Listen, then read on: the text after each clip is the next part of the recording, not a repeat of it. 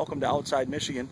On today's show, we're going to take a look at my Molly pack system. That's the Molly frame pack with the sleeping bag pouch, Molly assault pack.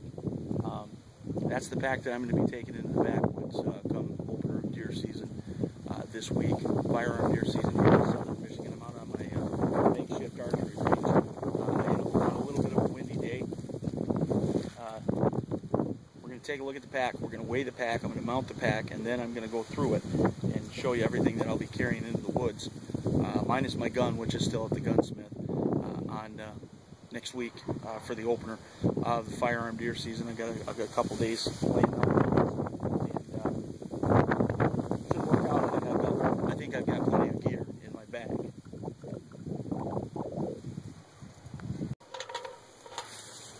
First thing we're going to do is use this Cabela's buck scale, the big buck scale that I found at a yard sale a long time ago, and I'm sure it's pretty close to accurate. We'll use that to weigh the pack and see what we're going to be carrying into the woods.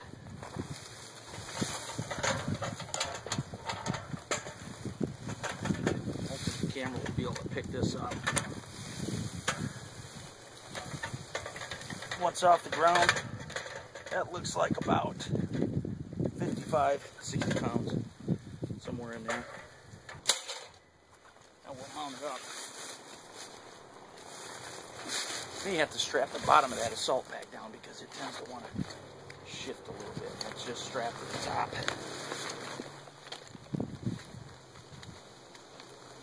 All in all, though, I really like this system.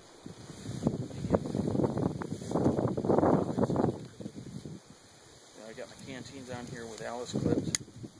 There's a lot of different things you can use. Strap a lot of extra gear on here if you need it. My tarp strapped on. Strap a lot of different things on there, and I really like the system overall. And the assault pack gives it a little bit more versatility when it comes to a long weekend out in the woods. I don't have to carry the frame pack or empty the frame pack of all my camp gear to carry my hunting gear into the woods. Keep all the camp in the frame pack and the big pack. Put all my hunting gear in the smaller pack. When it comes time to head to the woods and leave camp, I'm good to go.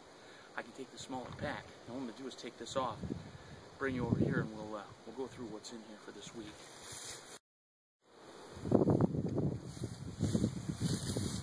All right, what I'm going to do here is take the two packs apart.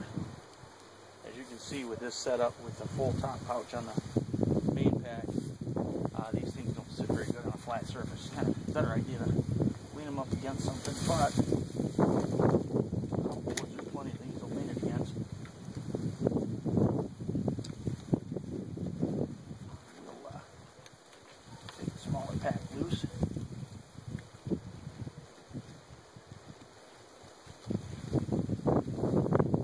There we go.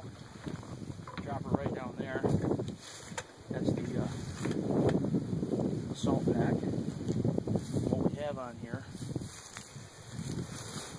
wish I could get you up a little bit higher.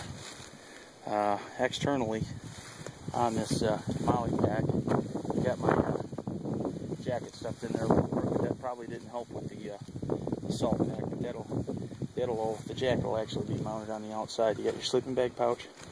I've got my tarp, which, if you watch the video on a semi-permanent shelter, that's the 8x10 tarp that I use. I'm going to pick up a larger one for that shelter, but this one I just put on here for demonstration purposes. Sustenance pouches. This one's got my cookware. I got a little small pot.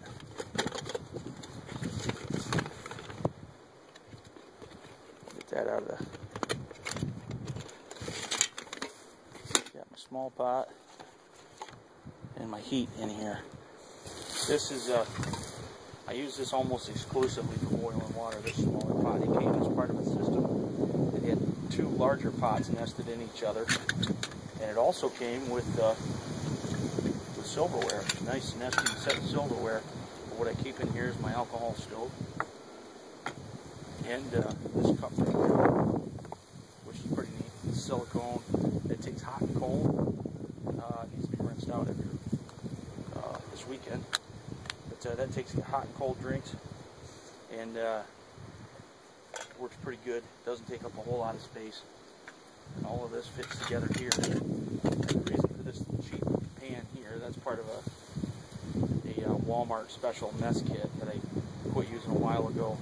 But I'll get this back out. These alcohol stoves are a pain to prime sometimes, and if you can find a nice flat spot, you fill the stove, put your fuel in the stove, and then spill a little bit around the outside of this, light it up. That heats it up quicker, primes it quicker, and what I find with that is that I don't need to use as much fuel inside the stove because it primes quicker. It gets going a lot quicker. So I save a little bit of fuel that way. On one end, I use a little bit more dumping it in there. Mostly it's about time. With me, it's about getting it done, not putting much inside the stove. Alright, we'll move on to the pack. You see the tarp. And again, that is my 8x10 tarp, which I'll use for plenty of things, but I think now that I'm camping in a hammock, the 8x10 is going to be too small. I'm going to go with a 12x16, I think.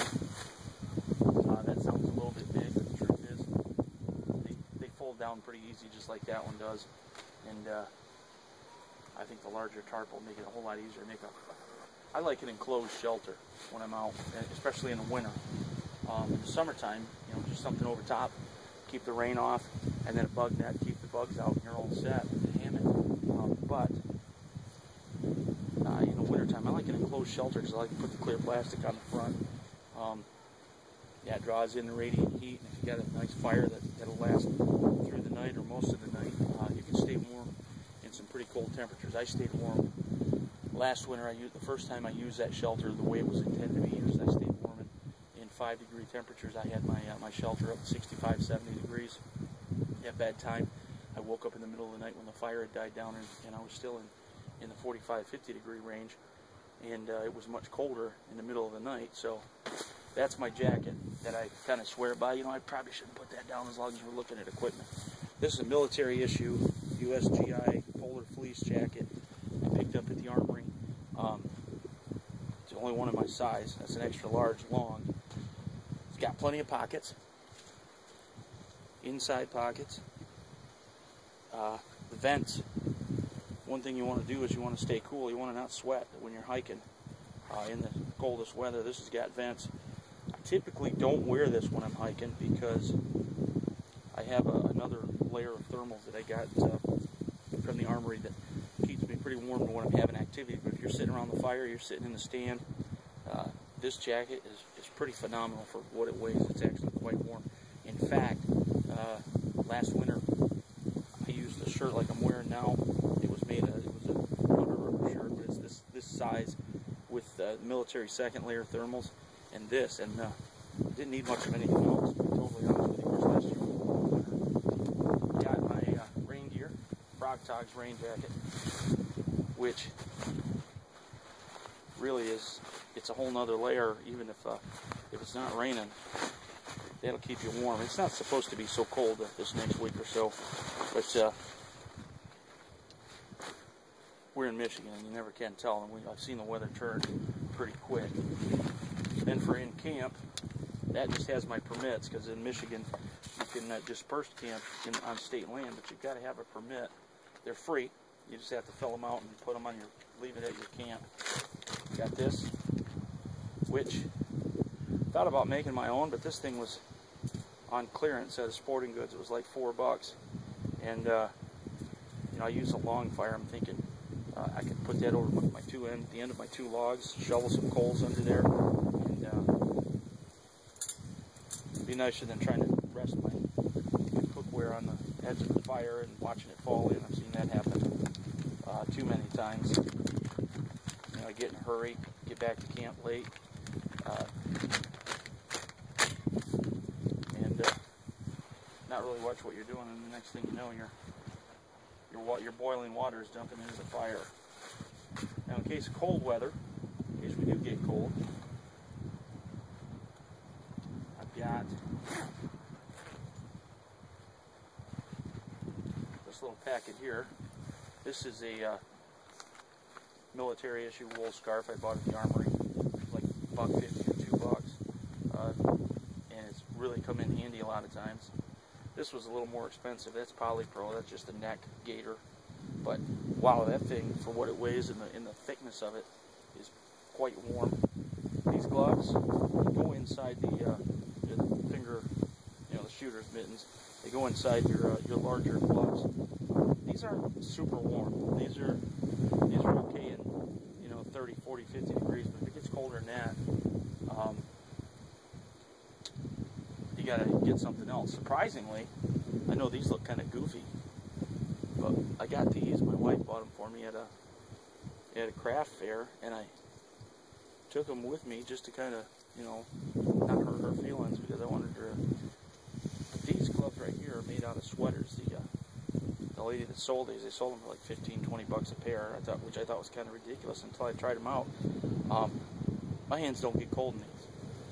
I've never had cold hands with these gloves on, but they're just wool mittens made from wool sweaters.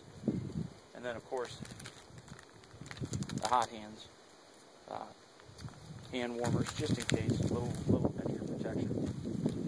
That is what we'll deal with if it gets, if the cold gets a little more than we want to bear, especially around the camp at night. That's when you get coldest. And I'm thinking, because I'm hammock camping and because of you know, the situation, I might have to get out to camp after dark with work and not wanting to get shot by some of the guys that hunt the shallower parts of the woods of the state land. I may go without fire. My sleeping bag, which I'll show you in a minute, is plenty warm. I've camped in some cold temperatures without any fire. Here's just my basic shelter and duct tape. Duct tape's just a precaution I like to take with me. Clear plastic, hammock straps, hammock, paracord.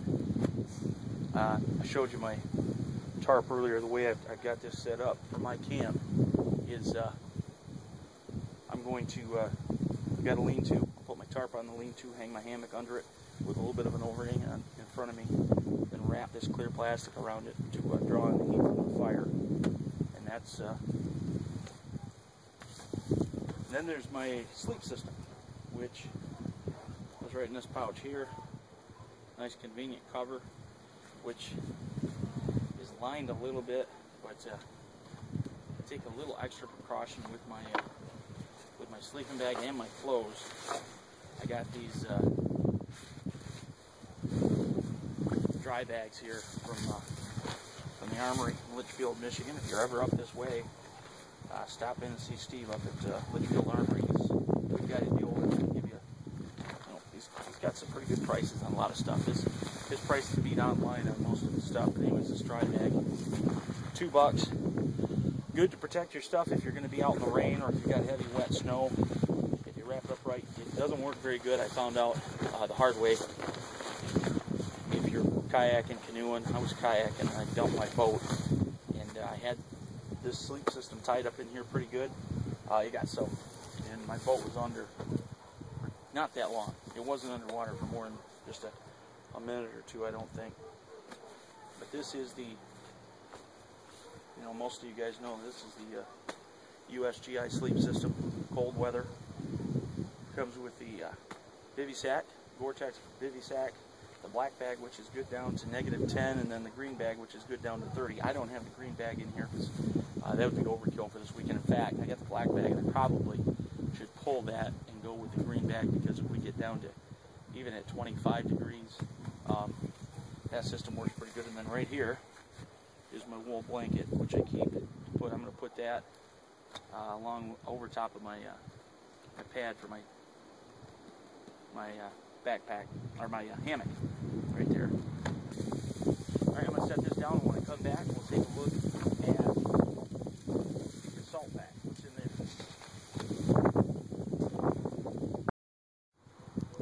Okay, this is the Molly salt pack right here. It's got two main compartments, or the main compartment here, a smaller compartment here, and then inside that is a thin compartment for maps and and such. And so we'll go through this real quick. I'll set you down here.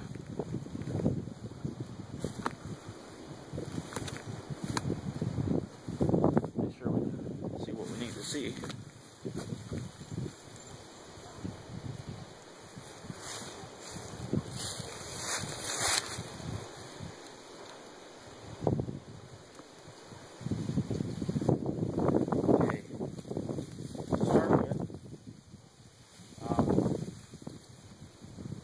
Purify water in the woods if I need to, but I carry a 2-quart bladder, 2 of these 1-quart canteens into the woods with me. In fact, I think this one still has water from yesterday.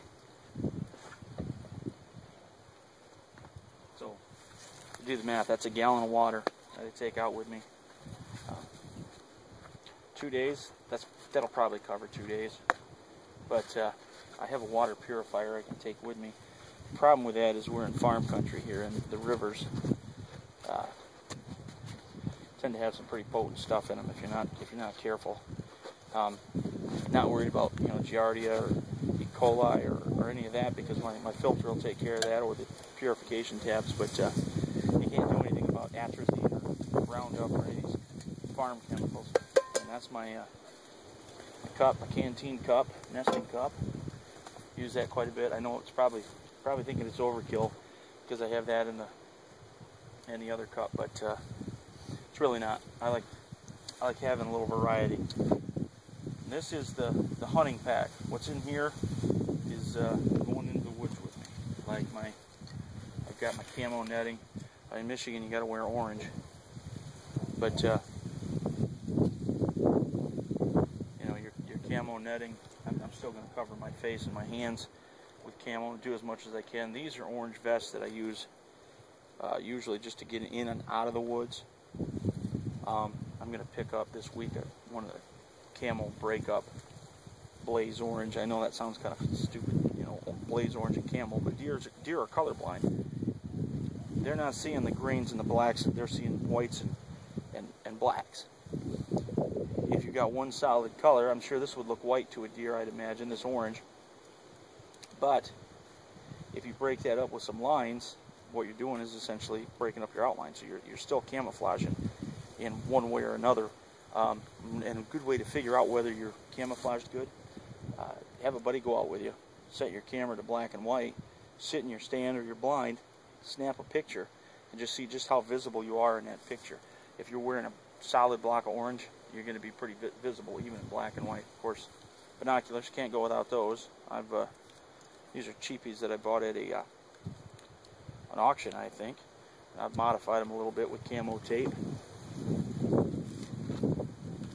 This I just picked up the other day, and I'm kind of anxious to give it a try. I forgot to take it out with me yesterday morning, but this is the Buckbuster wrist-mounted.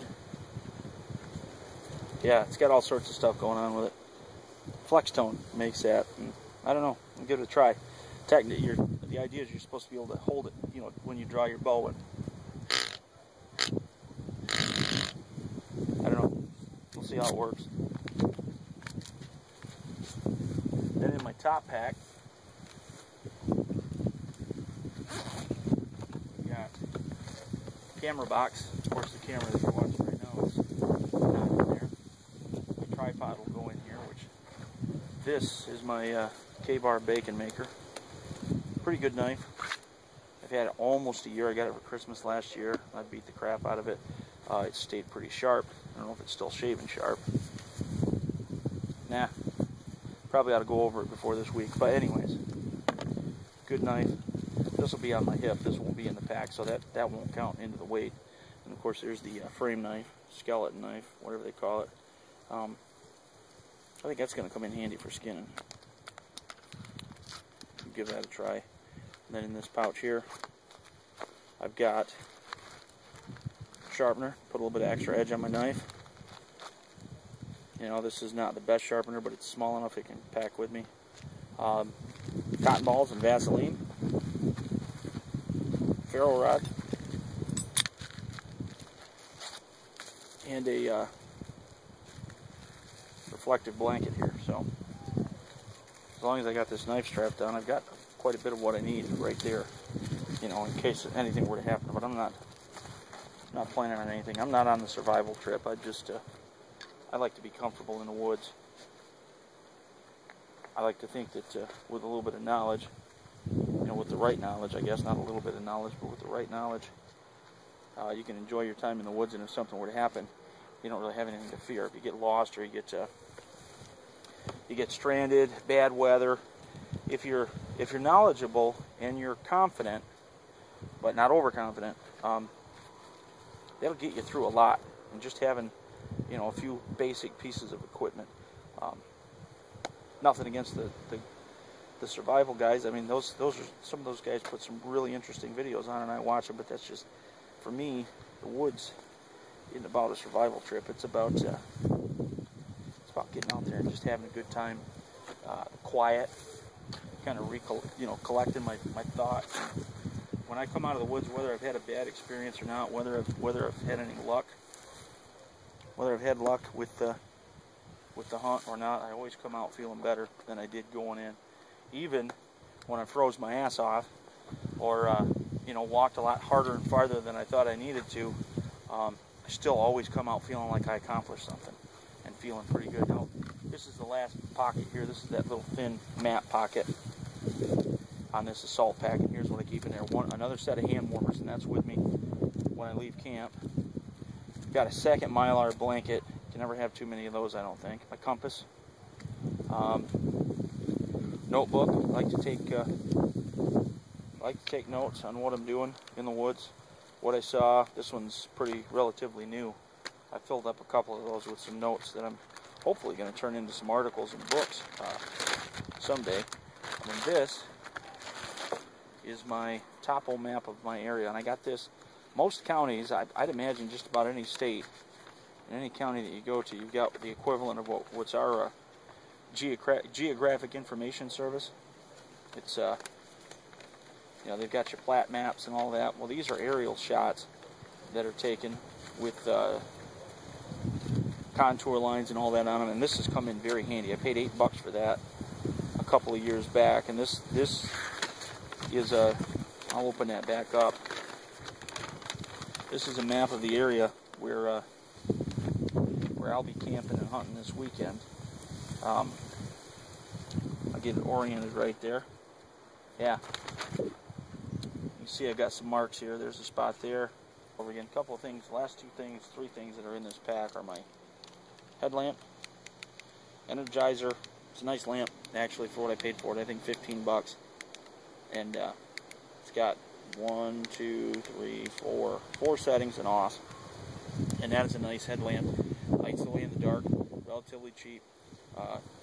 It's not waterproof, but it does handle moisture pretty well. I've worn it in the rain a few times, and I've got a backup just in case. And then, of course, my mechanical pencils for taking the notes in my notepad, marking my map. All right, that's my my pack system: Molly frame pack and assault pack. That's what I'll be taking out into the woods this week, minus my gun and my clothes. Those weren't in today's video, but hopefully I'll shoot some video when I get the shotgun back from the gunsmith tomorrow and get out to the range and get it sighted in. Get some video of that. Love to video the hunt. I think we'll be able to do that. I've kind of revamped my equipment a little bit. And feel free to subscribe to Outside Michigan. I'd love if you would. Those of you who have already subscribed, thanks. And thanks for the support in the comments. If you're from Michigan, you'll be headed out to the woods, same as me, on Thursday or Friday. If I can't get out on Thursday because of work, I'm hoping I can swing it. But at least by Friday, I'll be in the woods. And if you're out there, if you're from Michigan, good luck. If you're not from Michigan, you may already be hunting. I know Kentucky started a couple of days ago, and my cousin, in fact, sent me a text today of a nice buck that he took down in eastern Kentucky. So congratulations to him. And if you're headed out, be safe, hunt hard, and have fun. Thanks for watching.